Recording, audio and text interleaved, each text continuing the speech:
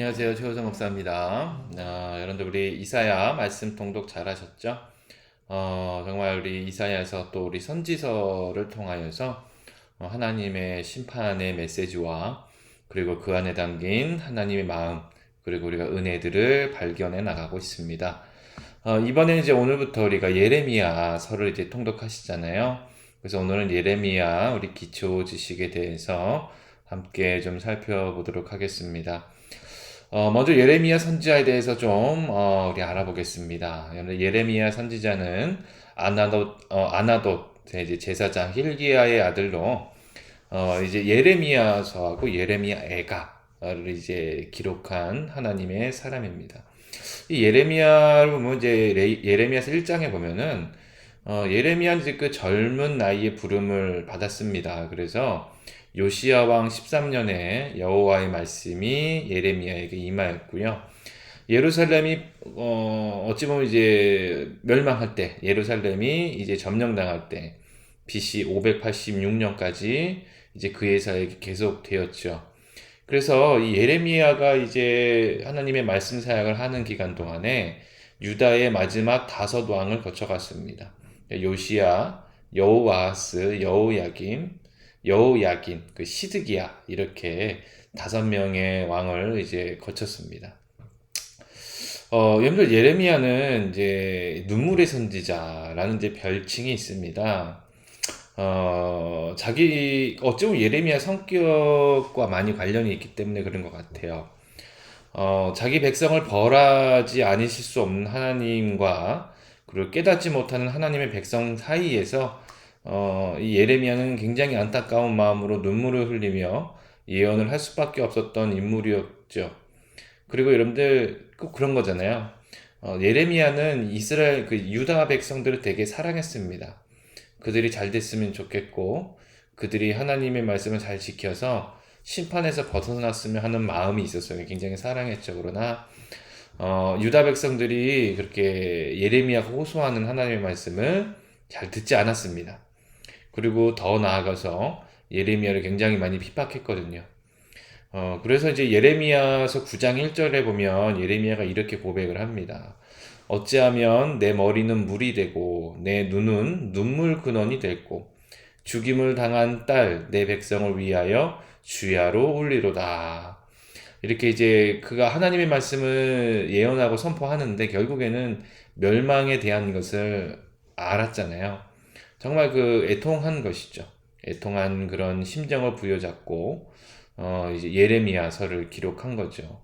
그리고 이제 예레미야 애가는 제가 따로 이후에 기초 지식이라고 다루진 않겠지만 예레미야 애가는 결국에 어떤 거냐면 예레미야가 이제 유다 백성들이 그 예루살렘 성전도 다 멸망당하고 포로로 끌려가는 유다 백성들을 바라보면서 눈물로써 하나님의 말씀을 기록한 것이 예레미야 애가입니다. 그래서 뒤에 애가라는 그런 말이 붙은 거죠. 여러분들 이 당시 그 배경적인 상황을 보면은 이때는 여러 가지로 이제 엄청난 정치적인 변혁의 폭풍이 휘몰아치던 시대였습니다. 엄청 혼란스러웠던 시대였던 거죠. 여러분들 이전에 이사야가 조심하라고 그토록 간절히 경고했던 나라이자 북왕국 이스라엘을 멸망시켰던 아수르 제국이 마침내 이제 무너진 것처럼 보였어요. 그리고 이제 잔인하고 가혹하기가 아수르에 조금도 뒤지지 않는 새 강대국인 바벨론이 북쪽에서 이제 모습을 드러냈습니다. 여러분 이때에 여호야긴 왕은 이제 바벨론에게 항복을 했고 일부 상류층 사람들도 함께 바벨론으로 이제 포로로 끌려가기도 했습니다. 이로부터 10년 뒤 예레미야의 활동 말기에 이르기까지 예루살렘은 완전히 이제 피폐해지고 쑥대밭이 되고 대부분의 유다 백성들은 이제 포로로 이제 사로잡혀가게 되는 그런 배경적인 그런 상황이었던 것이죠. 근데 여러분들 이 말씀을 읽다 보면 말씀 속에서 예레미야가 굉장히 억울한 부분이 있습니다. 그게 뭐냐면 예레미야를 굉장히 매국노 취급을 했어요. 그러니까 유다 백성들, 유다 정치인들, 유다 왕, 그리고 유다에 있었던 그런 선지자 그룹이라고 왕궁 안에 선지자 그룹이 따로 있었거든요. 예레미야를 굉장히 핍박하고 매국노라고 이제 했습니다.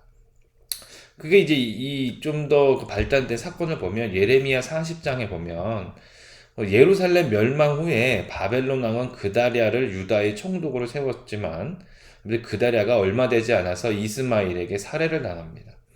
근데 이스마일은 이 반역 사건을 알게 된 군대 장관 요하난의 추격을 받아서 이제 암몬으로 도망치게 되는데 이제 반역에 대한 책임 추궁을 당할까 두려워진 그 요하난은 유다 백성들을 이끌고 애굽으로 이제 내려가려고 했던 것이죠. 그때 이제 사람들이 예레미야에게 도움을 또 요청했습니다. 어찌 보면 이제 그 사람들이 요청하면서 하나님의 지시가 예레미야가 이제 전해주는 그 말을 그러니까 하나님의 뜻을 그들이 이제 받으면 따르겠다라고 이제 이야기를 했던 것이죠. 근데 이 예레미야는 초질관 바벨론에게 행복해야 된다라고 이제 유다에 남아야 되고 바벨론에게 행복해야 된다. 그렇게 하면 바벨론 왕이 땅을 돌려주고 하나님의 복을 받을 것이지만 행복하지 않으면 재앙이 내릴 것이다. 라고 이제 이렇게 하나님의 말씀을 전하죠. 근데 여러분들 이 당시 사람들이 왜 그렇게 예레미야 말을 듣지 않았냐면 바벨론 북쪽에 있는 바벨론에 대항해서 싸워줄 수 있는 그들의 도움의 세력이 하나님이 아니라 남쪽에 있는 애굽 제국이라고 믿었었어요. 그렇게 믿고 의지하고 있었습니다. 그래서 바벨론에게 항복하라고 외치는 예레미야를 매국노 취급을 했거든요. 그래서 여러분들 끝까지 이 남유다는요, 이 하나님의 말씀을 듣지 아니하고 바벨론에 항복하지 않고 끝까지 애굽이 자기들을 도와줄 줄 알고 그것을 부여잡고 있었다가 완전 멸망을 당하게 되는 것이죠. 이런 사건으로 보면 결국에는 그 남유다 사람들 입장에서는 예레미야가 매국노지만 하나님의 입장에서 보면은 이스라엘이 그러니까 남유다가 반역한 것이고 하나님의 뜻을 어기고 있는 것이죠. 그러니까 이 중간에서 예레미야가 얼마나 힘들었을까? 여러분들 우리가 또 생각할 수 있고요. 또 예레미야 선지자의 특징이 하나 있는데 그게 뭐냐면 하나님께서 예레미야에게 결혼하지 말라고 하셨습니다. 그래서 이제 그 예레미야 16장 2절에 보면 하나님께서는 예레미야를 부르시고 그에게 결혼하지도 말고 자녀도 낳지 말라고 하셨습니다. 자, 이 결혼 금지 메시지에는 예루살렘 멸망의 확실성이 그 확실성 분명히 알리려고 한 하나님의 의도가 담겨 있는 것이죠. 그 이제 하나님의 심판, 하나님의 그 심판과 고난의 때가 닥칠 것이다라는 것을 또 준비하라라는 것을 하나님께서는 의도하심으로 예레미야에게 결혼하지 말고 자녀도 낳지 말라라고 이렇게 말씀을 해주신 것입니다.